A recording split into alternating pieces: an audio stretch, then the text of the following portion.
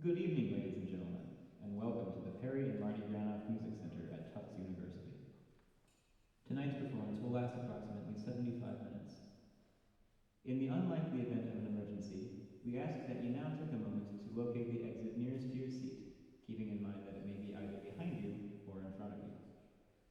At this time, please take a moment to silence your mobile telephones and all other electronic devices. Audio and video recording of the performance is strictly prohibited without advance permission. Thank you, and enjoy the performance.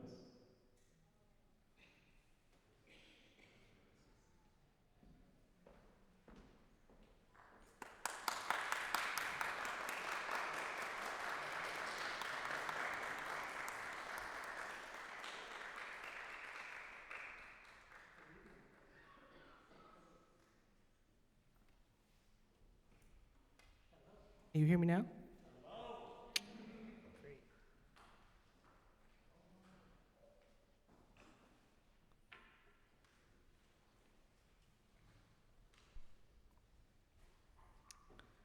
Hello, everyone. Thank you all for coming. So tonight we're going to talk about something we've all experienced, something we've all, at one point in our lives, have unfortunately had to endure. But do we really know what we're talking about? Do we really know what we're feeling, right? These are some ideas I'd like us to take a minute and talk about. So, by a show of hands, how many of you would say that grief is an emotion? A few of you, okay. By a show of hands, how many of you would say, well, sadness is really an emotion. Grief is really a state of being, right? Like being in a slump, right? It's not quite something you feel, it's just something you experience, right? How many of you would say something more like that? 1, 2, 3. Oh, don't be shy, raise your hand, let me see. Okay, a few of you. So let's take a second and try to understand perhaps what's happening in the brain. So the first question we must ask is, well, what really is grief? I'm so glad you asked. Dr. Robert Plutchik, he was a psychologist at the Albert Einstein College. He specialized in cognition and emotions. And for those of you who studied any psychology know that there is a big debate amongst the field, well, can you feel without thinking and can you think without feeling? That's the argument of cognition versus emotion, right? But Robert had a very interesting idea. In 1980, he came up with this wheel of emotions and wrote a whole treatise on what this wheel actually is. So before we get into what the wheel actually is, anybody observe anything about this wheel? We see it's color coordinated. We see it's almost flower-like. But we see there's a lot of different descriptors here, right? Sadness, surprise, fear, trust, joy, anticipation, anger. Next to sadness is grief. On the other side of sadness is pensiveness. So there's a whole lot going on here. So, in Dr. Plutchik's psychoevolutionary theory of emotions, he had 10 tenets.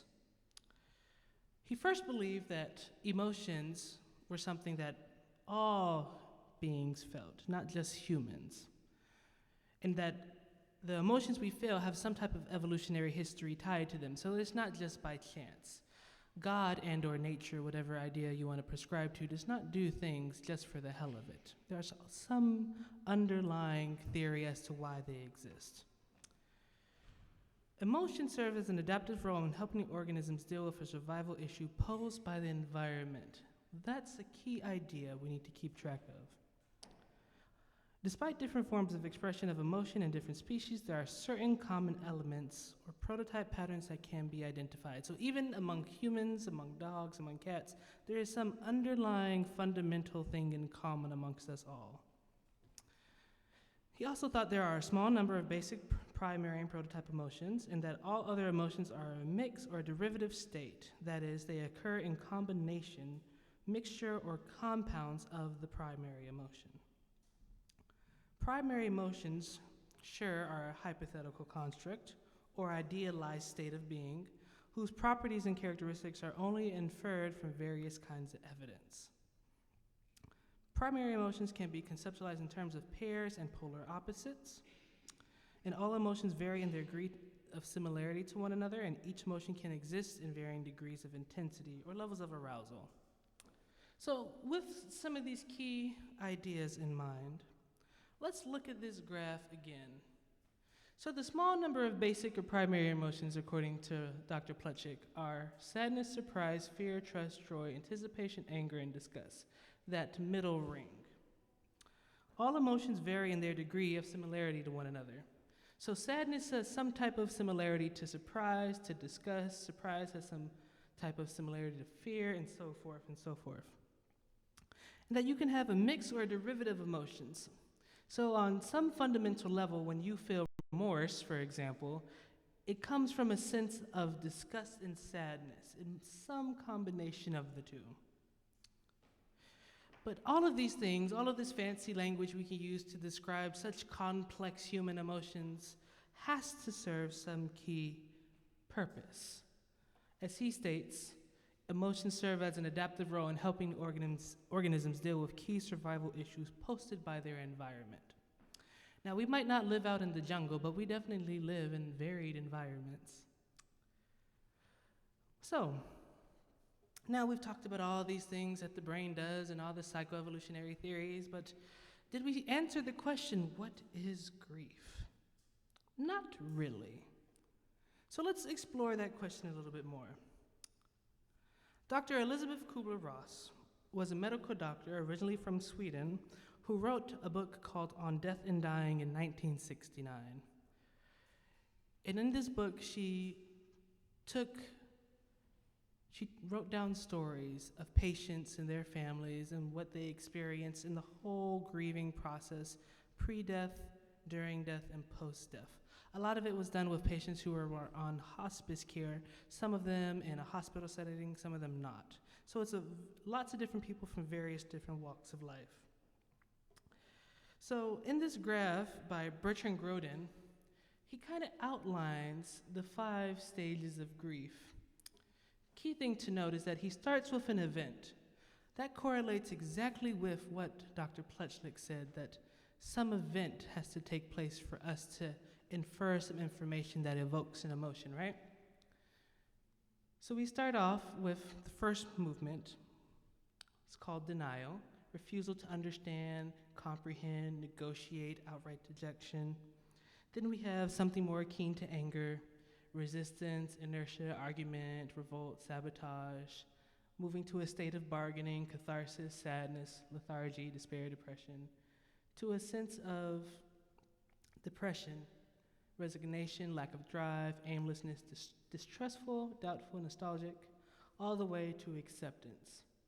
Reintegration, of acceptance of change, realization of some benefit, some active, lively engagement. Now, it's important to note that in Kubler-Ross's writing, she did not ever state that these stages were linear. That was one thing she later recanted and said she regret in her presentation of her research, is that she never intended for these 5 stages to be linear, but rather a fluid experience that the individual will feel depending on the event in their own person. So, 5 stages of grief. One thing Dr. Kubler-Ross noted is that she theorized that the first stage, denial, stems out of technological advancements mankind has made that have allowed us as individuals to be more isolated. How many of us in the room have a smartphone? How many of us spend way too much time looking at that smartphone in a day? So we all know from firsthand experience there is some truth to that we find ourselves rather recluse into our devices, whether they be handheld or non-handheld. So let's take a second now and see if we can put these 2 ideas together. We know that, according to Kubler-Ross, these stages of grief are not linear, they are fluid, and they manifest on an individual level. Well, that kind of coordinates very well with what Dr. Plutchik said with his theory of emotions, that all these things on this wheel of emotions are related. There is some type of degree of intensity to them, and there is a relationship across each of them, so they are all intertwined together. So that paints a very, very different picture of what we might have described as grief beforehand. So grief is an intense version of sadness on a spectrum that's related to these other emotions on the wheel. And humans are very complicated. And so one can assume that we can experience multiple things on this wheel at the same time, and they all can relate to each other. And so it gets really complicated really fast. Still with me? So, what does any of this have to do with music? Well, John, I'm glad you asked. Let's talk a little bit about the texts in music. One of the most influential texts in music history is the Requiem Mass text. The Requiem Mass text has been, originally used as excerpts from the Bible. The first movement, Introit and Kyrie, often comes from a psalm, if you translated the psalm into Latin, and the Bible used to be written in Latin solely as the lingua de facto. Requiems as a chant have existed since the 10th century. That is the earliest written record we have, but it's quite possible that they could have existed long before we had any written record. We're not quite sure on that one. But since the 10th century, we know that there are 105 Gregorian Requiem Mass chants. So, in this religious context, we can observe that humans have been taking the Eucharist. For those that don't know, the Eucharist is the symbolization of the body of Christ in the Christian tradition. We have been taking the Eucharist for the dead since the 2nd century. A long practice, long before we had even written record of the Requiem chant. So, this text has been used for quite a long time, and during that long hundreds and hundreds of years, we've observed a few things. We've observed that there's no musical standard.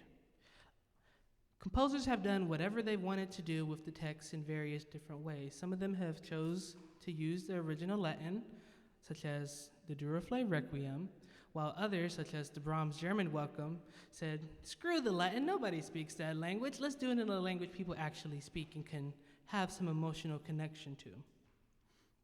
And with that idea in mind, we can also infer that there has been no standard text usage. Some people have used all of the Dies Irae, which is a part of the Requiem Mass, is its own separate body that was absorbed into the Requiem Mass. Some have used none of it. So there's quite a lot of happening. So now I'd like to take a minute and look at some requiems and see what can we think the composer is trying to impart. What stage of grief, perhaps, is he evoking?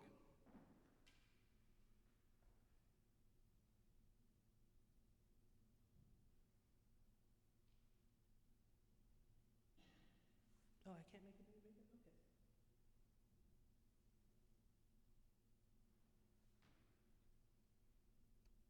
Hey Vi, how do I get some volume?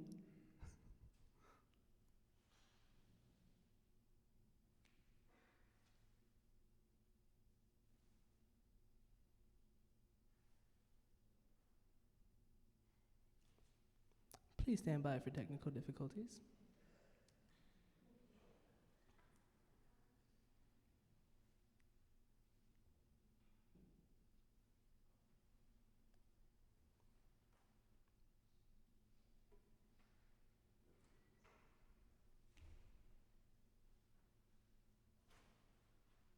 Welcome to the party.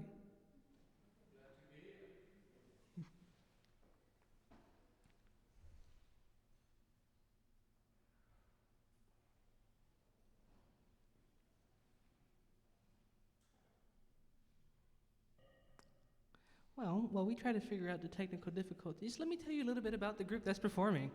It is the London Symphony Orchestra. Have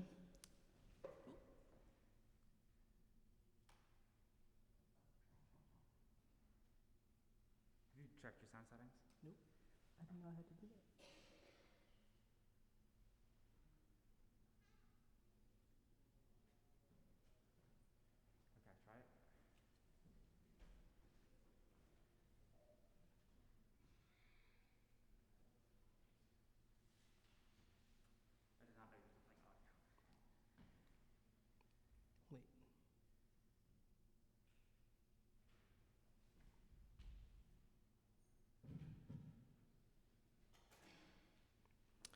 Okay, well, sorry, not going according to plan, but that's okay. We'll come back to this.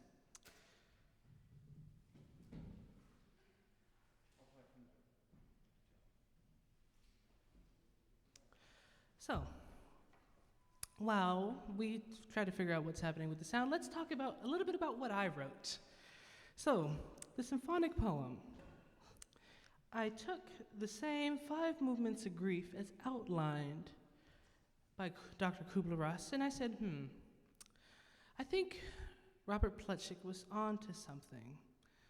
So thinking about that wheel of emotions we looked at, how can I try to convey that in music? How can we move around these different feelings and have them all feel slightly connected? So these are some of the ideas I tried to embody in the piece. In the first movement, the idea is that what was is no more. The life I had before will never be the same again. And that can be something hard to grasp. And if we don't grasp it right away, perhaps that, in that sense, we are in denial. The second movement is anger. And a lot of people think anger is, oh, let's flip tables, let's, smash the guitar on the stage, But a lot of the times I think as even adults, we feel anger in a much different way. The best analogy I have is imagine you were a child again. And for some of us, still are. And our parents denied us some silly little request, let's say a popsicle. And we just couldn't believe that they told us no, so we asked again, and we received the same answer. And we're so emphatic about wanting this popsicle that we work ourselves into a fit, and we're crying and screaming, we're on the floor, and it's like, I want a popsicle. Is that the same type of anger you think you feel when you're ready to strangle someone? When somebody cuts you off on the highway and they don't use their blinker, and you would have liked to have not to slam on your brakes going 65, yeah? Anybody know that feeling? Am I the only one? No? Okay. Some of y'all don't know? So anger is not always, this big, grand expression. It could be an internal struggle. Then we get to bargaining. This idea, bargaining, first question is, who are we bargaining with? Perhaps we're negotiating with ourselves, trying to find some commonality between what we know to be true and how we feel, trying to bridge that gap between the mind and the heart. Or perhaps we're bargaining with a higher power, whatever higher power you believe in, that thing that can do things that we as human beings cannot. How do we convince that higher power to do, in this sense, what we want? And what happens when they say no? Back to that anger idea. So let's assume we get told no in our negotiation, whether it be from a higher power or from ourselves. What do we do with those unanswered questions? What do we do when we cannot find resolution? What do we do when there is no resolve? That is depression. And acceptance. How do we learn to live with those unanswered questions? How do we learn to live that the life we had will never be again? How do we come to find what Kubler-Ross defined as a stable being, a stable sense of emotion? How do we find that amongst all this chaos, going back just a little bit, amongst all the chaos that we see here, right? All these different moving parts, all these different little components, amongst all that flurry, how do we come to find peace? That is the question. And that is Grief, a symphonic poem. Thank you.